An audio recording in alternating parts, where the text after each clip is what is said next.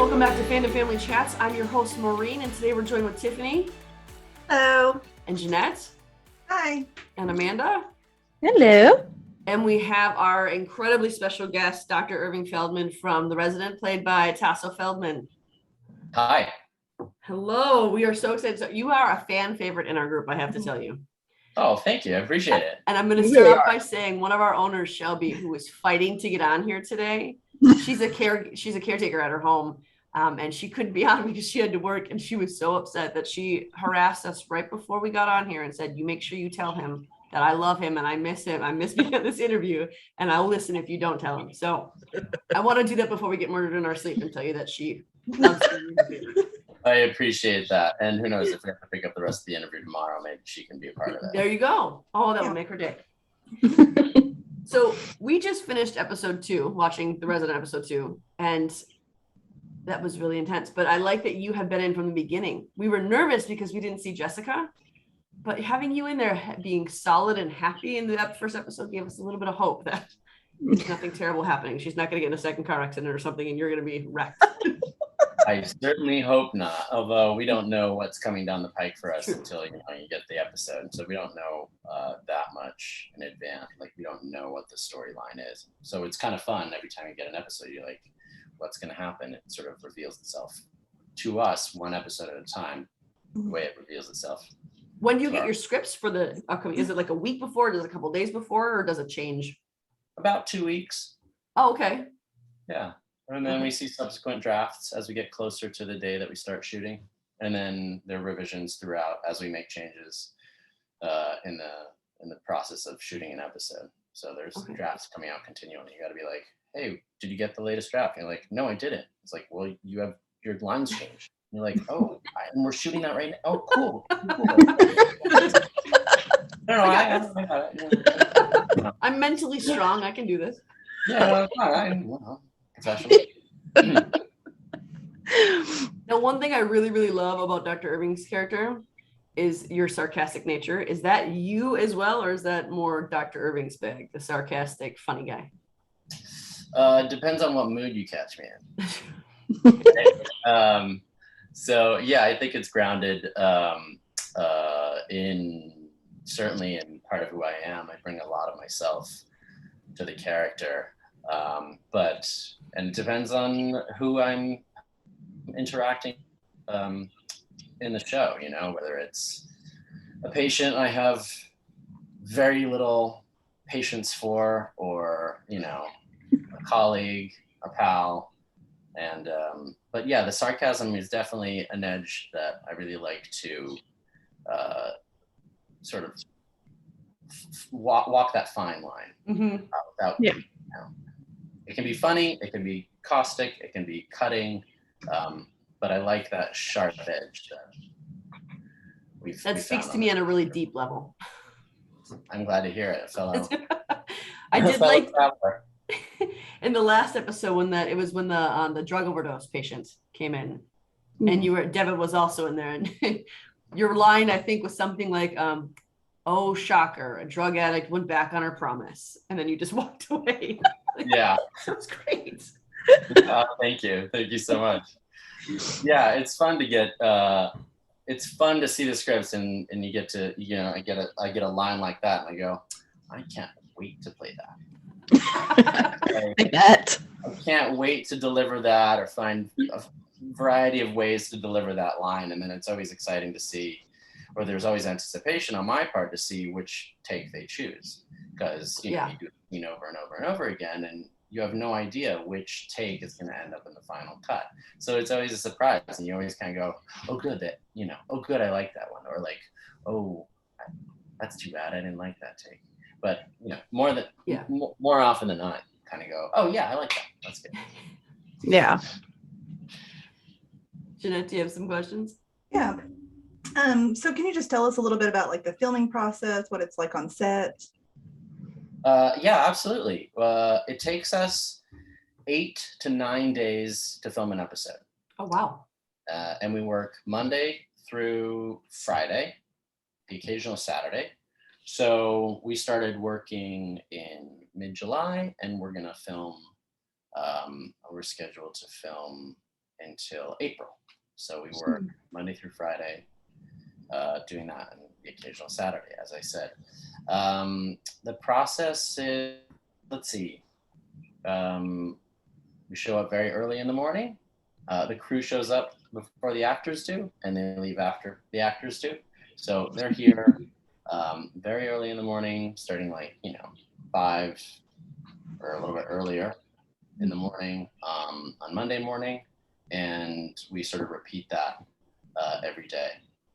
So that's a very long days working very meticulously. And there's about a crew of, I'm going to botch the numbers here, but probably there's over, every day there's over 150 people on set doing a variety of things, and everyone contributes to what you finally see when you come in Tuesdays at 8. And it's an army. And what's really amazing about this crew is that we've been doing this show now, this is our 5th season. And so it feels like a family. People come and go, people go off to other jobs, they come back and kind of go, hey, I remember you from season 1, for example, and they'll be back in the fold. And there's just a real great sense of family. So I'm so excited when I come into work and I get to see all these, all my colleagues that have been my colleagues now for 5 seasons. So it's a really great energy on set. It's collaborative, and we keep it light. Everyone really enjoys being on set. I get the feeling that we're all enjoy each other's company, and we, kid around, and then, cameras roll and we do our work, we cut, goof around, cameras roll, do our work, and and so it goes. Or that's at least the energy that I bring to it. Yeah. So do you have any like favorite memories, like of your time on set or with coworkers, or anything you want to share with us? Let's see, favorite memories. First one that comes to mind is, I don't think it made it into the it didn't make it into the final cut, but I think it was I can't remember the episode, but it was season 2, and there was a patient that was hallucinating. And so, of course, our job is to paint the we're not going to describe the hallucination, we're going to show it. So we film what the hallucinating patient is seeing. So in the script, they had the patient looks at me, and what they see is blood starting to like pour out of my eyes. That would be terrifying. So, and the whole bit was that it starts to happen, which would be VFX, and then I put my hands up to my eyes, covering them, but I have 2 hoses, one hose going through my sleeve down to my wrist, and that actually has like red liquid, blood. And so there's someone off camera with I forget, it was like a giant tank of compressed air, or if it was just an actual hand pump. But the bit was, I'd put my hands to my eyes, and then they would press the blood, and blood would seep out over the fingers, and I'd get cut, and I'd get covered in this stuff. And so we only had one chance to do it because it was really messy, and the setup would, oh, that didn't work. Let's, reset, clean everything up, Tasso go change, whatever, and then come back. It's time consuming. So I think we only had one chance at it. And I don't know if the bit didn't make it into the episode because it didn't work, or if it just, they didn't, things don't make it into the episode for a million different reasons. Usually it's for time. Usually actually we need 5 seconds to cut. And it's okay, cut those 5 seconds. We don't need them. The story gets told more efficiently. So the bit didn't make it in, but boy, did I have fun doing that. And I have someone took a picture of me, and I have the biggest grin on my face. I'm just dripping in blood. And I'm I just thought it was so cool. I got to do special effects, Yeah. I'd never gotten to do that before. So that was really fun. That was a fun memory. And I'm really bad at being do you remember a funny story? And this one comes to mind, but I can't think of another one off the top of my head. We'd like you to tell us every single detail from 5 years ago. Exactly. That's what we want from you right now. How much time do we have? So I wanted to ask kind of something along the same lines of, do you have a scene that felt really, really powerful to you, that impacted you or your character in a really I have one in my head that for me, it is for you, but I'm wondering if you have a scene that you've done that really has just kind of stood out to you as one of the more powerful scenes you've done. There's a scene where I like eat a donut, and so like getting to like shoot that over and over again was really good because I ate a box full of donuts. It would be the highlight of my year. I have a real answer. God, we're just getting to have fun and getting into a groove.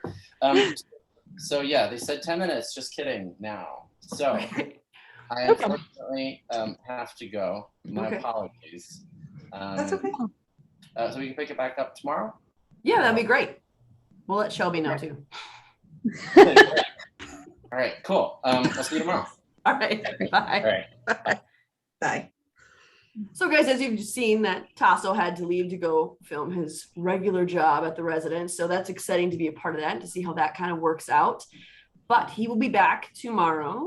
You guys won't know what day it is because you're not seeing this until it's completed. But we know, and you will see that all of us will probably have showered and wearing different clothes at that point. He might be in the same scrubs, but probably different.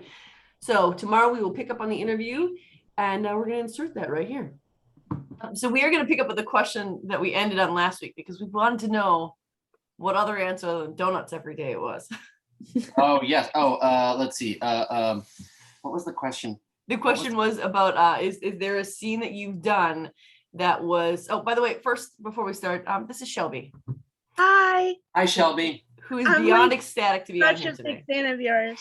Oh, thank you so much. I'm so glad that we could reschedule so that you could be a part of this. Me too. I was like through their wall yesterday. I was like screaming, jumping up and down. She cried a little bit. Literally. I did. Oh. Well, it's great to be. I'm honored to be here. All right. So the question was there a scene that you've done that stuck out to you in all the seasons that you've been on The Resident that just felt very powerful to you, or that kind of impacted either you or your character in any lasting way? Impactful scenes that affected my character. Well, I can go back to the I think it was episode 307 when Jessica, who's now we are husband and wife on the show, when she was brought in having been in a car accident. That episode was very impactful. Of course, because it is just dealing with the prospect of, a loved one hanging by a thread. Mm-hmm. And so that whole episode was, of course, very memorable to me. And I enjoyed a lot of I really enjoyed doing that episode. I got to play a different circumstance, a circumstance that is not that is outside, of course, the daily routine of coming to work, which is, what Irving's experience is on the show is like coming to work. I love showing up to work. I love the people I get to work with and loving the interaction I get with the various patients that come in. So that was a big episode and sort of a turning point, and all the sort of the milestones in my relationship with Jessica. So of course the proposal was super fun because we got to be in the atrium of the High Museum and have that beautiful sort of reveal where everyone's there wearing t-shirts sort of spelling out, "Will you marry me?" That was great. And also the aquarium when we got to film our sort of elope, when we got married, eloping, to be in the aquarium in this tunnel and having sort of all the, there was like the stingray and big sharks, and there was a turtle. I don't know if the turtle got featured. I don't remember. But there was a turtle that was just like hanging out with us, you're in a tunnel. So the fish and other, I was going to say seafood, but that's not right. I mean, you wouldn't be wrong exactly. But... Right? I mean, I don't eat turtles, so it's like not seafood. That's horrible. What's the word? Marine wildlife? Yes, that would work. English is hard sometimes. Me too. So the turtle is just like hanging out with us, like showing us its belly, just being like, "Hey, what's up?" For the entire time we were shooting the scene. So the entire time, just kind of like marveling, at these incredible creatures. So in terms of things that stood out or experiences filming, those are a few. I could go on, but I think I'll bore you too. Where was that aquarium scene shot? We shot it at the Atlanta Aquarium. Okay. I mean, that makes sense. Yeah. And that was fun. I'm trying to think of another impactful or fun scene. I mean, we have these great scenes in the ER when sort of all hell breaks loose and sort of the majority of the cast, it occasionally happens that the majority of the cast is present. And what is fun about those days is that, first of all, everyone's there, which I always love when the majority of the cast is present. It's fun because it becomes very playful. The energy on set when we're all there becomes very playful. So when the cameras are not rolling, there's a lot of goofing around, which is really, really enjoyable. So for that scene with Jessica, that's one of my favorite scenes that you've done. I know we talked about that a little bit yesterday, but what did you have to do to get in that headspace? Because you had to play a really, really grief-stricken guy, and you really had to be in this headspace of almost trauma. So where did you pull that from? How did you get ready for that? How did I get ready to play all that trauma? Well, I've been playing the character now for, at the time, so 3 seasons, but the way I approach my work is I really use my imagination to invest in the character's world and experience and relationship. And then, we all use our own emotions. So you bring your heart and joy and desire and love and pain and fear to the sort of imaginary circumstances that you're being asked to step into. So you bring up yourself, not necessarily going, "Oh my God, I have to think of something sad. Let me think of a sad moment in my, life or whatever." But really investing in the imagination of the relationship that I have and the care and the love and the fear and the prospect of loss, and really spending time with imagining that. And and it's not, to say, hard to imagine losing someone you love. I mean, it's not a hard thing to imagine. It's an awful thing to imagine, but it's not difficult, I think. Yeah. Right. It's very close. I think what we do in life is we like to push those thoughts out of far away from us because we don't like to think about them, but they're actually not, those things are not, once it happens, right? Yeah. Like, bad stuff happens and you're invested and you react in real life, unless you totally dissociate and you're like, I will not feel anything. And I think that that's really interesting that you bring that up, because I think a lot of people just think that actors think of a sad moment. And like we did our review of episode 2 last night, and we were crying just discussing Nick's dead. She's not even a real character or a real person. And it didn't come hard to make the tears fall. Just thinking about that. There were real tears. Yeah, we invest in these characters. They're characters, and but they take on, because our imagination sort of makes them richer than sort of where they start. So we all bring our own imagination and hopes and dreams and investment and love to these characters, whether we're playing them, portraying them as actors, or whether or us as audience members. Invested in the life and of a character. So yeah, the power, the imagination is an incredibly powerful thing. I agree. I just had an idea of us all as little mini Walt Disneys. That's okay. Tiffany, do you have some questions? Yes, I read that you were a stage actor for about 15 years. Can you tell us a little bit about the stage acting compared to the TV acting, and is there one that you prefer? Oh, sure. I'd be happy to talk about that. I started acting in middle school. I did my first play was A Midsummer Night's Dream, in which I played Ooh. Puck. And I didn't know anything about acting. I just sort of got pulled into it. And I really liked being the center of attention. Surprise, surprise. So I was on stage and, I got the laughs, and I really felt sort of powerful in that, and kind of being on stage in front of an audience and doing something and getting all these people to laugh at the same time. You just feel it's intoxicating.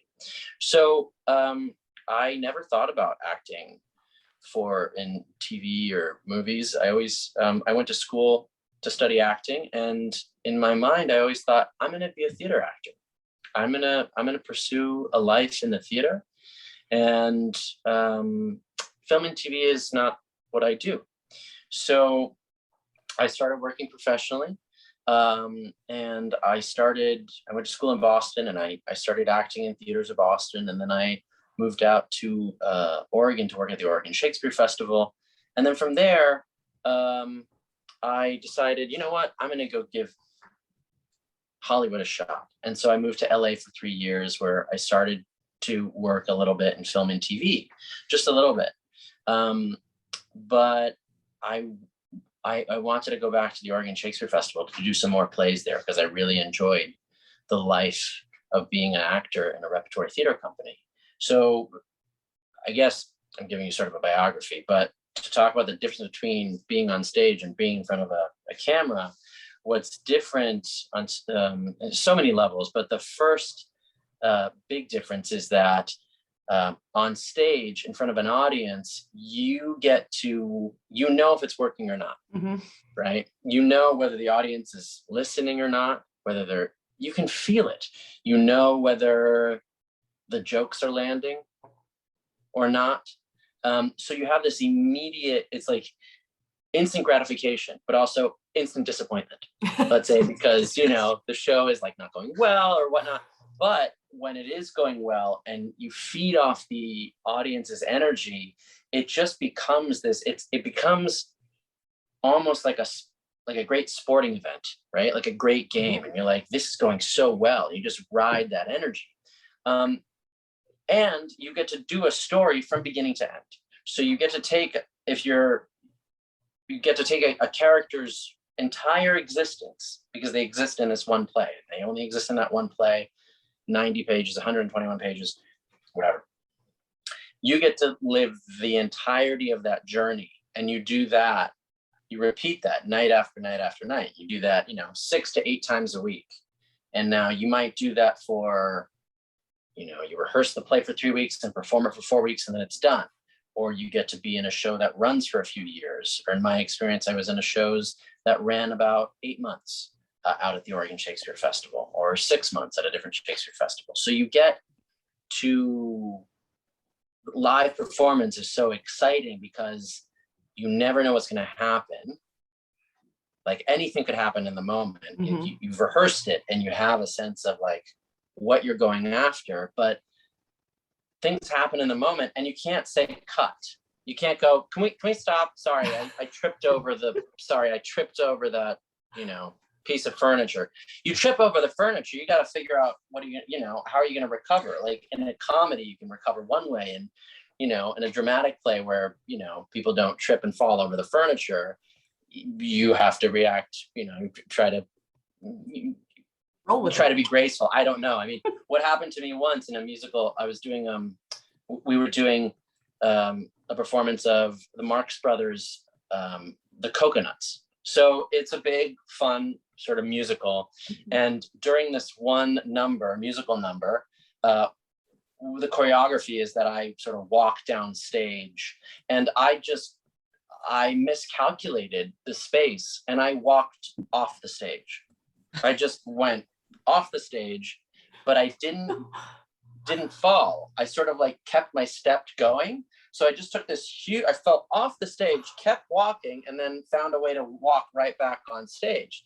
So things like that happen in a play occasionally, and they make for just, wonderful exhilarating moments of the audience going, "Oh my God, did that just happen?" And then you get to sort of ride that excitement, whether it's someone falling or someone forgetting their lines and that becoming really funny, hopefully in a comedy. So that's theater.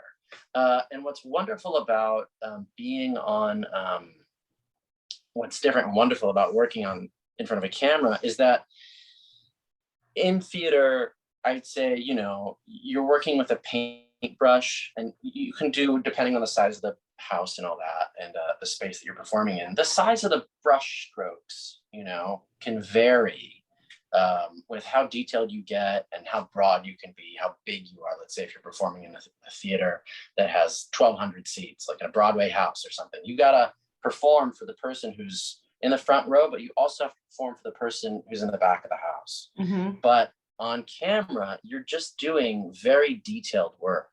The work becomes very internal. And so that, your behavior, you're not being larger than life unless it's called for it in the style of the show. Mm-hmm. But let's say on like, here on the show, it's naturalism. I mean, we're just behaving. I don't know what to say, like normal, right? Like, we're not performing, I guess is what I can say. Mm-hmm. So you become what you focus on is like the turn of a head, or how you look up, or how you listen, or how you shift your weight. So it's very detail oriented work. And I really haven't come to enjoy doing that. In the beginning, I was very green. My experience was in the theater. And so I tried to tone it down, but I was still very broad. Mm-hmm. And over the years, you become more refined, Mm-hmm. perhaps. And I learned from all the people who have much more experience than I do. So I learned from all my fellow actors. That's a fun part. Yeah, it's great because I get to, I'm done working and I'll go and I'll, watch and watch them and be like, oh, that's so cool. I'm gonna try that next time, So this question is incredibly important, and I don't know if I think you'll get it, but okay. How prevalent is smell the fart acting in showbiz? That's a Friends reference. Joey Tribbiani. I don't know if you've ever watched Friends, but that was something that he brought up. I caught it. It was the way that he would look at something. You said that it's you focus on the way you listen or the way but it was a very specific, it's a gross terminology, but a very specific way that he would turn and look. Is that something that you guys actually focus on? Obviously not with that terminology, but is that something that you have to actually do? Not in them. I don't ever think of in the moment, not in this show, of like, oh, just pretend like you're smelling a fart. But I might try it. I think you should. And only you will know. Perfect. I would appreciate that. If you could cater to me in every episode, I would really appreciate it. Yeah, you can find it. You're like, wait, is that it? And then you can say, reach out and be like, did you do it then? Smell the fart acting. I mean, what's funny about that? You don't really have to answer that. I just wanted an excuse to say that. Here I am trying to. And I'm going, Well, let me watch them. Let me watch that. I think it comes from like soap operas, right? And it's just like, there is a sense, and this isn't smell the fart acting, but so much story can be told in terms of so much, not story, but so much about the minutia or the feeling of a relationship between two people is said through looks, right? How we look at each other, or how you react, or someone says something and you look to someone with whom you share an opinion about that third person who made a comment that you don't agree with, whether you find it funny, ridiculous, disconcerting, alarming, and how you look at them communicates, and how you share that look communicates your feeling. So there is attention to that kind of detail of like how we smell the fart. We're just going to slip that phrase in here as many times as we can before we're done. Great. I end up saying on almost every single episode we do, because we analyze what we do on our show. Typically when we're recapping an episode or digging in, we hyper analyze every aspect of characters and motivations, and nonverbal is my sweet spot. And that's what I say in every podcast. I almost like that better than the dialogue parts, because you can grab so much from that. Yeah, it's amazing how much information is communicated in just behavior and non-verbal behavior. Yeah, absolutely. Tiffany, do you have a couple more? Do you have a favorite play or role that you've performed in? I do. I have quite a few, but one that comes to mind was I had the opportunity a few years ago to play Mozart in the play Amadeus, about the relationship between Salieri and Mozart, and Salieri, is envious of Mozart's talent, and in the story destroys him. It's fictional, of course. It's historical. It's fiction. But I got to play Mozart. So what was wonderful about that is just the wonderful character in the play. And then getting to do the research about his life, and just researching the man. And I mean, I'm not musical. So, you learn to play, to look like you're playing piano, just the way we learn to look like we know what we're doing on the show as doctors. You learn to, you learn the behavior so that someone looking at you goes, I think they're playing the piano correctly. So like the note, try to play the high notes when the high notes are being played in the music, and the low notes when the low notes are being played. But there was just so much there to dig into as a character, and research and read and listen and appreciate, and then sort of bring all that information and sort of my joy for performing a character like Mozart, who is just so free, and he's just so free, and he just doesn't really care what other people think, because he's a genius. Everyone is sort of in awe of him, so he's incredibly powerful. So it was really fun to play a character like that, and I got to do it with a really great cast of fellow actors, and we had a really good time doing it. So that's one that comes to mind. That sounds awesome. It does. Do you still act in theater? Do you still do theatrical productions? Yeah, I haven't done one since we started the show. Okay. So, but I look forward to the opportunity to being in a play again, because I really love the process of rehearsal and performance and getting to focus. The thing that's great about a play is you get to, you're working on you're working on that specific character and that life of the character, and you come back, and day after day you rehearse and you rehearse and you rehearse, and then you get to perform it, and so you get to come back and try to get it a little bit better next time, or try to refine it. The only thing that is a challenge that I've come to accept and be comfortable with is that because we have material to cover, we can't shoot a scene forever. You shoot a scene, you've got 2 hours to shoot a scene. So you show up, depending on the scene. But once you've done the scene, you're never doing the scene again. It's done, it's complete, we did it. So if you walk away from having filmed a scene and you go, oh man, I didn't get a chance to, I had a great idea that this happens to me. I'm always like driving home and I go, oh, I had a great idea that I should have done. And you don't get the opportunity to do that. Whereas in a play, you get to do the performance, you go home, you go, oh my God, cool. Tomorrow I'm going to experiment in this way. So I look forward to doing a play again. I'm going to show this part of the interview to my daughter. She's just turned 11, but she loves theater, and she does Missoula Kids Theater comes to our town every summer and every winter.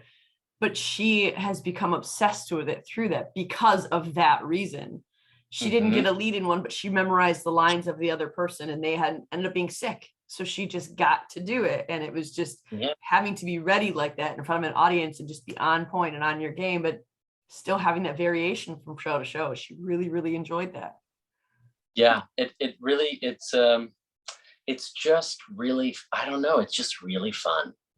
And very simply, it's just, I find it so enjoyable.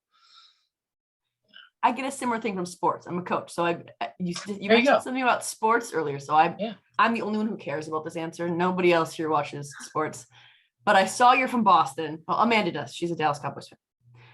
I saw you're from Boston. Do you have a favorite football team? Well, I of course support the hated New England Patriots, and take all the hated, hatred I get from, friends. And like, it's less hated now. Yes, of course. You are. But yeah, I was a big Pats fan. I mean, sort of from 2001 on. I went to college in Boston. So, I mean, I spent time in Massachusetts growing up. And Boston was my home starting in 2001. So from then on, I was a big Pats fan, a big Red Sox fan, and it was fun to be there for the Red Sox winning the World Series. That was fun. My husband is a huge Red Sox fan, so I always say that I'm a Red Sox fan by marriage, because I'm not really big on baseball, but I have Red Sox shirts, and I wear them and all that stuff. So you support your husband. Yeah, that's admirable. Yeah, thank you. Exactly. Yeah, I'm a Cubbies fan, so we had once in 100 years where we got to celebrate that. That was fun. But I just like to ask that question when I hear people mention sports, because I'm a Wisconsin person, so I'm Packers through and through, and I hate the Patriots less than I used to a year ago.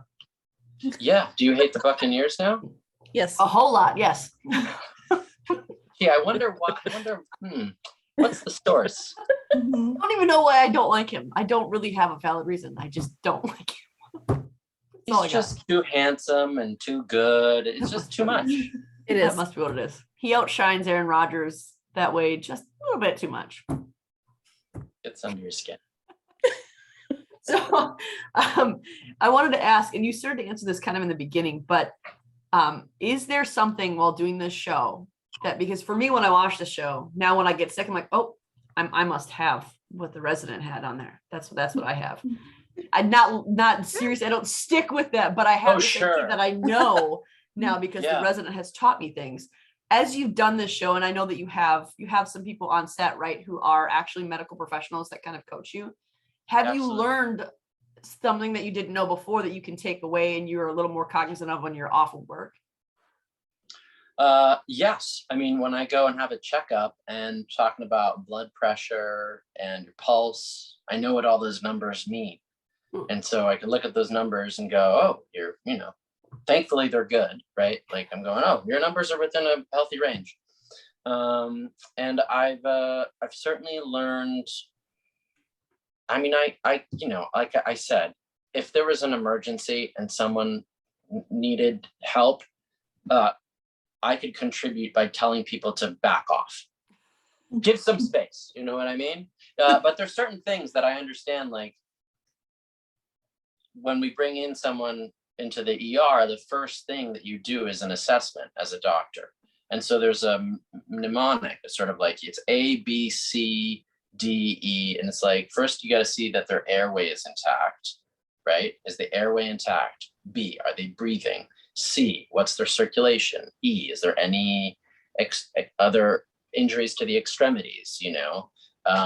Are they in, like, what kind of distress they're in? So there's certain things that now when we bring in a patient, even though it's just, I'm thinking those things. Mm-hmm. So there's certain things that I've learned how to do that I repeat on the show often enough where it's become sort of second nature. It's just like, oh, it's just part of the job. It's like, I know how to listen to people's breathing. I know how to listen to their heart. I know what to, I think I know what to listen for. I mean, we don't get that detailed in terms of like what I need to experience. And also, the patient's heart, the actor's hearts are always, good. It's not like they have an arrhythmia. You know what I mean? They go out and find people with the specific diseases and then have them on the show. Yeah, right. That's cruel.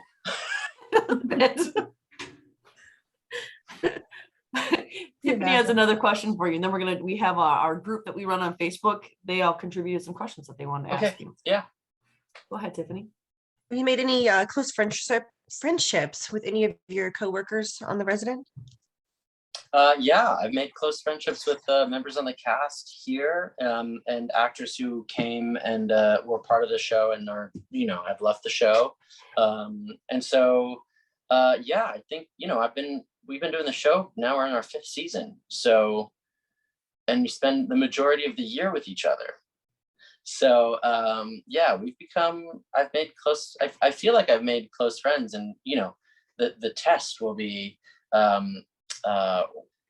when everyone moves on from the show, because at some point shows, maybe it's a great, maybe we'll be doing this for 17 years and Grey's Anatomy or ER, something like that.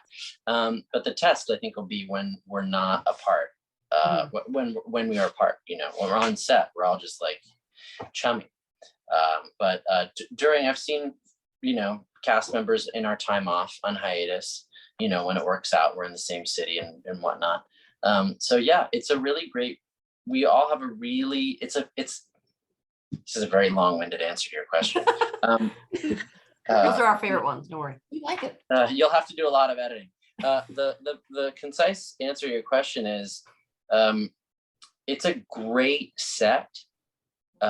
Everyone shows up and does their best work, and everyone shows up and brings like their best self. There's no big egos. Everyone is kind and generous with each other. It truly is. It sounds like, what are you talking about? How is that possible? But it truly is a great group of people. And so that is the energy on set, and it sort of transfers to what our relationships are like off set. Yeah, I feel very lucky. I don't think it's very common. Yeah. One of our first interviews that we did was with Mark Rowe and Kim Mako, and they were on an episode last year. I don't know if you remember that episode with them, but they had the daughter who was going to give her baby to Belle's son and his husband. Yes. Yeah. And that was exactly what they said about the show. And they were only on there for one episode. And they were talking about how great and friendly and open and family oriented the set was, and how everyone, it did feel like a fairy tale because everyone actually got along. It was a really nice environment to work on. Yeah, we love hearing that when guests come on, they go, man, we just love being on your set. It's like, great. Like, I think all of us strive to have a really good work environment because it just makes everything so much better. Yeah. No one wants to go to work miserable every single day. Exactly.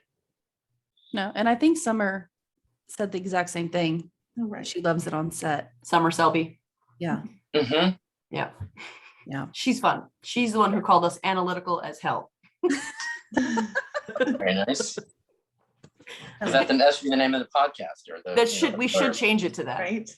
Analytical as hell. Amanda's got some questions from our group. Okay, that's me. Let's go with the first one from Eve. She asked if you could play any other character on The Resident, who would you pick and why? If I could play any other character on The Resident, who would I pick and why? Let me think about this. That's a hard one. That is a hard one. So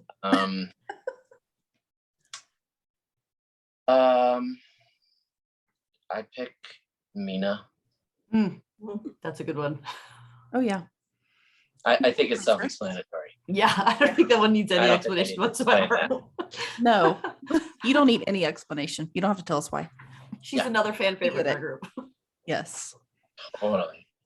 We love her. All right. Our next question is from Rula. She asked, what is your favorite female character in the show? I think we know that answer. Let's see. Probably Mina. Yeah, let's go with Mina, right? Or Jessica. This is gonna be the Mina jackpot, just gonna be like ding ding ding ding. Yeah, I'd say Mina's my favorite character in the show. But that's not exclusive of other female characters on the show. Let's see. It's like asking what's your favorite donut. Like they're all your favorite. Yeah, Just have right. to And pick then it's like you make a choice, and then everyone goes, "Well, why didn't you choose this other one?" Exactly. It's a hard one to answer, but Mina's a safe choice. It's safe. All right. And Jane asked, Oh, hold on. we've, oh, Hold on, sorry. I went my there we go. My phone was like, you have low battery. we're almost done. Okay. So Jane asked, we might have kind of already covered this, but I'll see if you have another answer. She asked, what is your favorite scene and why? My favorite scene and why. Kind of covered it. I'm trying to think if I can think of a new scene to say it was How my new? favorite. What's that? How new of a scene? Probably not that new. It hasn't happened yet. Yeah, my favorite scene has yet to be written. There we go. Okay. There you go.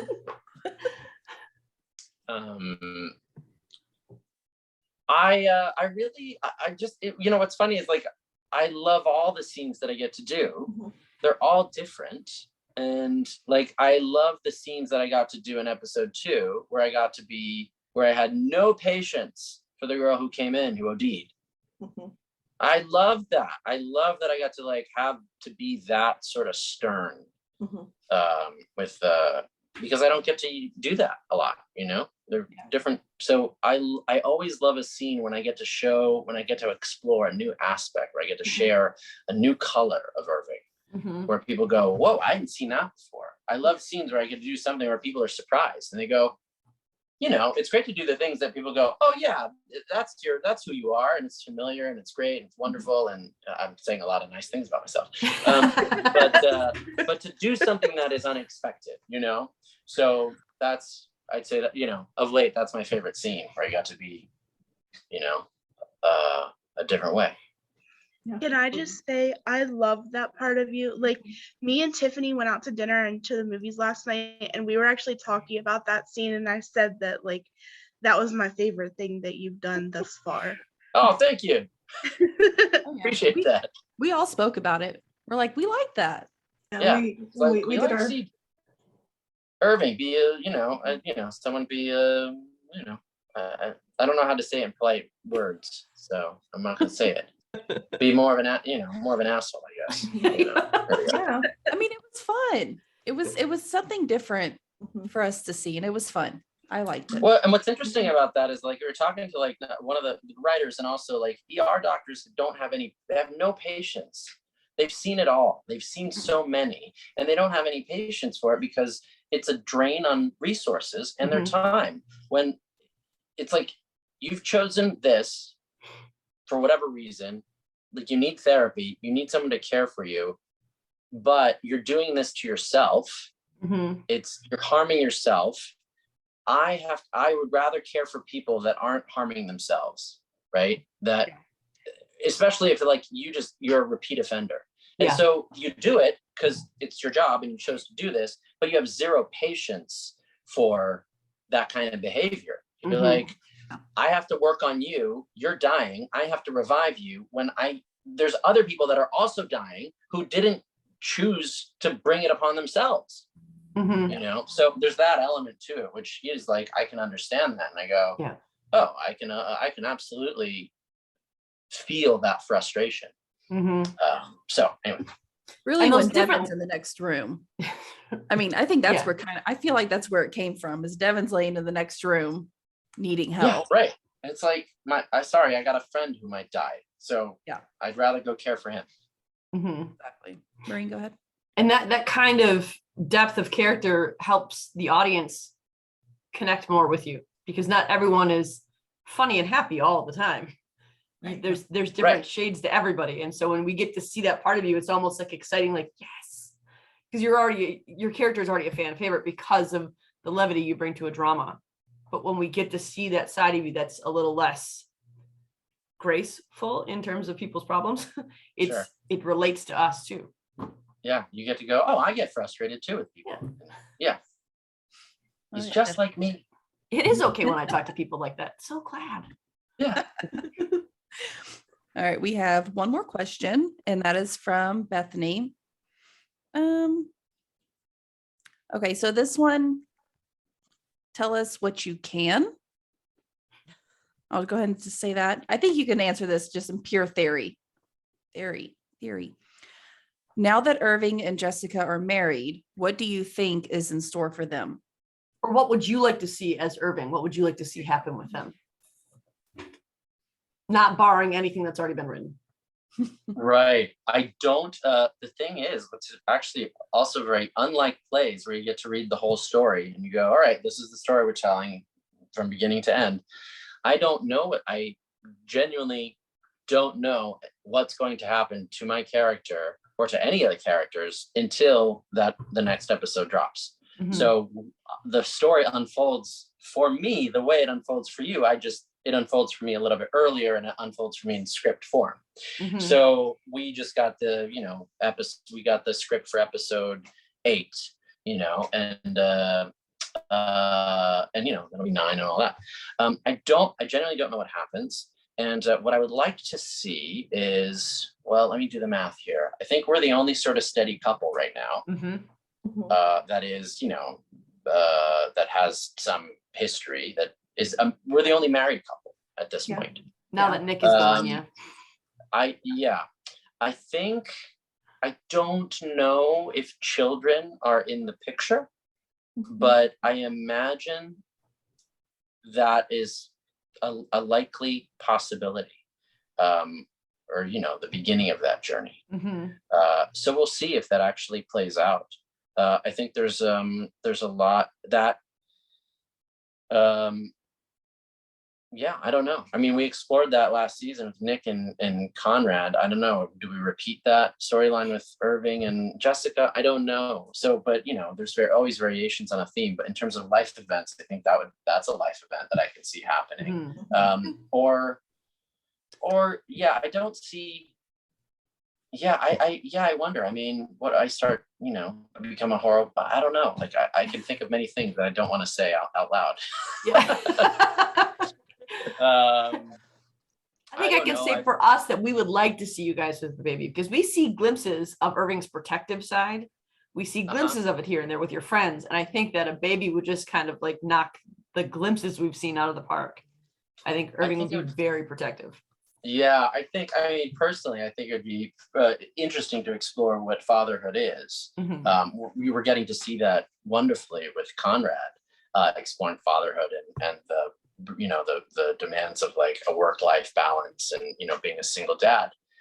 So we'll see what happens. I'm really excited just for the adventure of it all. But maybe that's one thing I can think of. Mhm. I don't think we'll like break up and then get back together. No. Let's hope not. I don't see any reason for that. I don't see why they would need to dig that knife in. I don't see if that's necessary, unless there's some, maybe I become mentally ill, and start behaving terribly. And then we discover that it's because of some illness. And, then there's a slow demise and I end up, whatever, dying a terrible, slow, horrible, dramatic death. I hate that idea. Which I don't want. I don't like that idea. I don't want to do that. I like being on the show. Yeah. I like being a doctor who's alive and well and trying to do his best to treat patients. We have talked for a while about how we want more of Irving and more of Irving and Jessica. So we would rather not have that happen. All right, great. Yeah, we'll lean into that. Put that energy into the world. Yeah, we'll see. I'm excited. I think something will happen. Yeah. That's my guess too. Yeah. Do you have any shows that like you're a fan of that you would love the chance to have like a guest starring role, or since you've done a lot of stage acting, is there a certain play that you would just love to be a part of? Oh my God.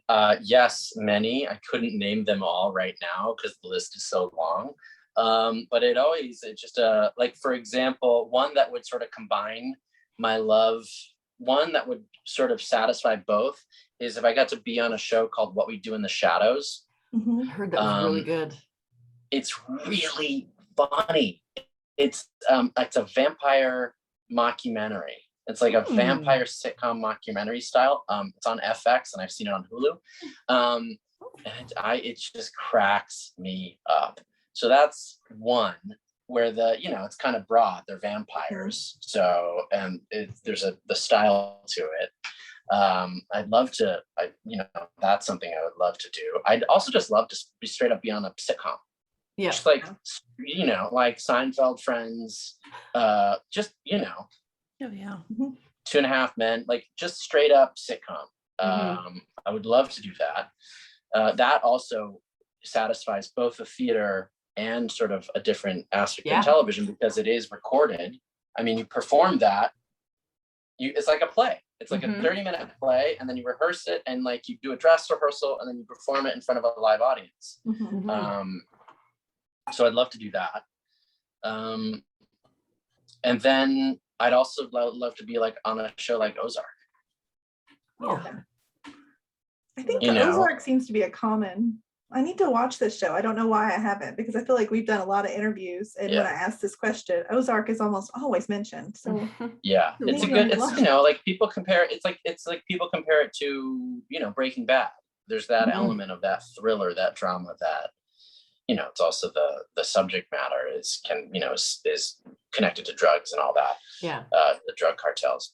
But that's like a really that's I'd love to be on that show. Or I'm trying to think of one that's on HBO that I saw recently. I'm blanking on it right now. The Outsider, that was a great show that I really, really enjoyed. I just loved how it was filmed. And I just loved that suspense. I guess I would love to be in a thriller. I'd love to be in something suspenseful. I think that would be really exciting to sort of play that. But again, then I don't know. It might be terribly boring. I honestly don't know, what the experience is as an actor. I think it wouldn't be boring. I say that facetiously. I think it'd be fun. Yeah, I think so. Is there any of the actors or actresses that you work with on The Resident that you've worked with before, or that you'd be interested in working with again? I'd be interested in working with everyone again, first of all, because I'm happy to say I get the chance every episode. And it's like, oh, who do I get scenes with this step? It's like, it's fun. I don't get to do scenes with every character on every episode, but over the course of the season, I get to do scenes with everyone. And so it's always fun to be like, oh, I get a scene with like Bruce, or I get a scene with Jane, and then there are actors that have come in and guested on the show that I have worked with in the past in plays. So I get to see someone that, we were in a play together, and they come and they do a guest star. In fact, someone who is doing a guest star on the episode we just started working on is a dear friend that I've known for 9 years, and we met doing plays at the same theater. Oh, cool. And so it's like, and so there's just that wonderful, it's this wonderful community of actors. And the more time you're in it, the more interconnected you are. And if you don't know them, you have someone in common. It doesn't take it does, that thing about 6 degrees of Kevin Bacon. That's exactly what I was thinking. It's just true. They just kind of go, oh yeah, Sue, that person, they know the other. Yeah, we know each other. Yeah. We're at the same party. We just didn't meet then. We're meeting now. I've seen you before. Yeah, exactly. Where do I know you from? Right. Yeah. Well, we have just one more question, and this is kind of the question we ask everyone at the end of the interview. Do you have any other projects coming up, or just anything you'd want to share with our listeners? Maybe you just want to put out some sort of social media handle where they can follow you to see upcoming stuff.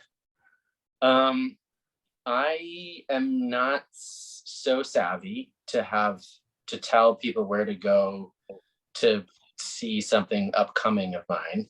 It's called The Resident, and everyone. So there it is. I've got The Resident. I've been focused on this show for the past 4 seasons, and I've got things I can't talk about at the moment. That trying to be very cryptic, but I've got things that I'm working on that are sort of longer term projects out there, but nothing to promote other than our wonderful show. We can do that. Great. We do that every day. Wonderful. Thank you. Do you have any social media handles that you want people to know as you and not someone else? Oh, I just do Instagram. Okay. So it's like, I guess, at Tasso Feldman. But Okay. I think there were like occasionally a friend will go like, hey man, I found a fake profile of yours. And then I'll like go check it out and be like, whoa, that's interesting. But I think those are gone. I think people are like, it's not worth it to have a fake profile of him. He's not that famous. They're like, this is a waste of time. I was like, okay, You feel great. flattered. Yeah. I was like, thanks. That was flattering. I'm glad it took care of itself. So yeah. And I got to be better about posting on Instagram. Now I have something to post about Instagram. I can post about this interview. There you go. Please We're happy do. to There we help go. you out with your social media profile. Thank you. This has been such a blast. It's been such a treat. I'm so glad. Like, And yeah. we just want to thank you for coming on and talking to us because it's been fun. I like interviews where we can laugh and we can joke around, and we really, really enjoy talking with you. Thank you. As did I. I've heard talking with each and every one of you. So we just want to thank our awesome guest, Tasso Feldman, for coming on the show with us and chatting with Fandom Family Chats. And if you want to know what he's up to, just tune in every Tuesday on Fox. It's at, what time is it? 8, 7 Central? 8, 7 Central. Okay. And tune in. It starts next week, is going to be episode 7, I believe, when by the time you'll see this. Yes. Yeah. So tune into that if you want to know more about The Resident or what's coming up or anything about our show, our channel on Facebook. It's The Resident Chastain Family Fan Club. And you can find us on Twitter and Instagram and TikTok under some variation of FB Family Fan Clubs. If you want to know more about this interview or more about what we do, you can email us at fandomfanclub2021@gmail.com. I created that email and it's incredibly hard for me to remember what it is. Reach out to us there and you can ask us anything you want. Give us some feedback on what you think about this, and remember to subscribe and share and watch these videos. We want your feedback and we want to know what you think about it. So we'll see you in a week. Thanks for watching, guys. Bye-bye.